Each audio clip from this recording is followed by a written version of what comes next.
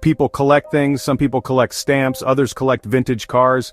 I seem to have collected exes. It wasn't on purpose, I swear, it's just that life is a lot like a buffet. You think you want the mashed potatoes, you load up your plate, and then you see the mac and cheese and think, wait a minute, my love life has been a series of wait-a-minute moments. Each relationship felt like at the time, I was all in, I was buying matching sweaters, I was learning to like their weird hobbies like competitive birdwatching, yes, that's a thing, and then, poof, it's over. You're left with a sweater that only looks good on one person and a surprising amount of knowledge about finches. Looking back, it's like watching a sitcom of my own life. Each ex was a different character, a different episode with its own unique plot twist. There was the intellectual who used words so big I needed a dictionary to understand if we were breaking up or ordering pizza. Then there was the adventurer, whose idea of a fun Saturday was jumping out of a perfectly good airplane. I, on the other hand, think adventure is trying a new brand of coffee. We were not compatible, every relationship a new lesson, every breakup a new story to tell my therapist, and eventually all of you. It's a journey, people. A messy, hilarious, and sometimes confusing journey. The chaos of it all is where the real learning happens, though. It's in the messy middle, when you're trying to figure out who gets to keep the ridiculously expensive blender you bought together. Spoiler alert, nobody ever feels like they won the blender argument.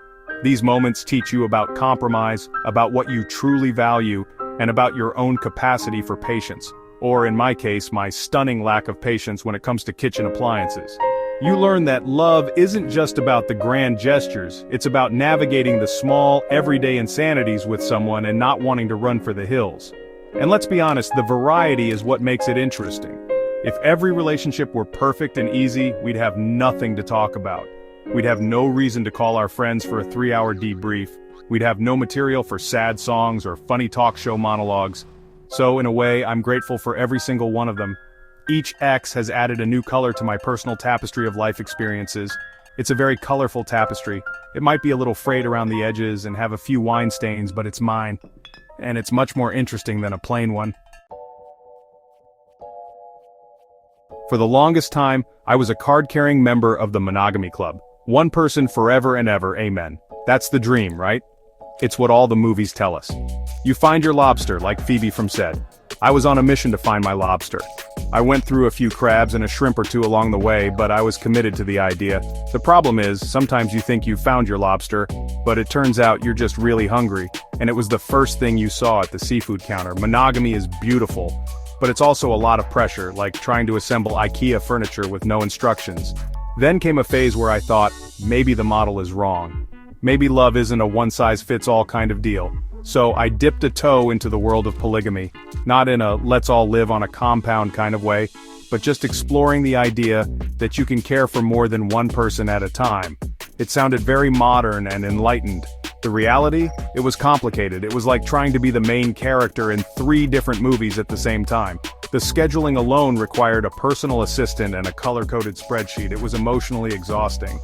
I spent more time managing feelings than actually feeling them. The complications were, shall we say, abundant. Imagine trying to remember who you told what story to. It's like a constant pop quiz on your own life. Did I tell person A about my weird dream, or was that person B? You end up having the same conversation multiple times, or worse, mixing them up. You start to feel less like a person in a relationship and more like an air traffic controller for emotions. It turns out my brain has a limited capacity for remembering favorite foods, pet peeves, and mother's maiden names. I have enough trouble remembering one person's birthday. Ultimately, that whole experiment taught me a very valuable lesson about myself. I am built for simplicity. I like my coffee black, my jokes simple, and my relationships singular. It wasn't that polygamy was bad, it just wasn't for me. It was like trying on a really fancy hat that you admire on someone else, but when you put it on, you just look like you're lost on your way to a costume party. Understanding your own emotional bandwidth is key. And my bandwidth is more dial-up than fiber optic when it comes to juggling multiple romantic partners. One lobster is plenty. Breakups are the worst. There's no way around it. They feel like a personal failure, a cosmic joke where you're the punchline. One day you're sharing a Netflix account, and the next you're arguing over who gets custody of the ficus plant. In the moment, it's all tears, ice cream, and listening to Adele on a loop. It's a very dramatic, very sticky time. But after the ice cream melts and you've run out of tears, something important starts to happen. You start to see the breakup not as an ending, but as a very, very necessary plot twist that sets you up for the next chapter. This is where the concept of self-love comes in. It sounds like a cliche you'd see on a throw pillow, but it's real. After a breakup, you're forced to hang out with yourself. A lot. And you start to realize, hey, I'm not so bad. You remember the things you liked to do before you were a we. You start taking yourself out on dates. You go to the movies alone, you buy yourself flowers, you don't have to share the popcorn. It's amazing. You become your own partner, and you learn that your happiness doesn't have to be outsourced. It can be an inside job. Moving on is a process, not a destination. It's a series of small steps. It's deleting their number, then re-adding it, then deleting it again. It's resisting the urge to check their social media. It's one day realizing you went a whole hour without thinking about them. Then a whole day. Then you hear that song on the radio and you don't burst into tears. You just turn the station. That's progress, my friends. It's about slowly and sometimes painfully reclaiming your own emotional space and realizing that you survived, you're still here. And the ficus plant is doing great, by the way.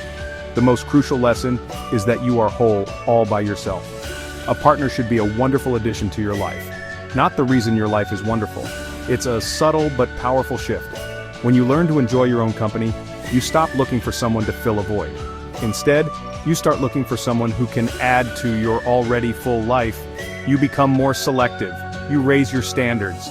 You stop being afraid of being alone, which is the most powerful position to be in when it comes to dating.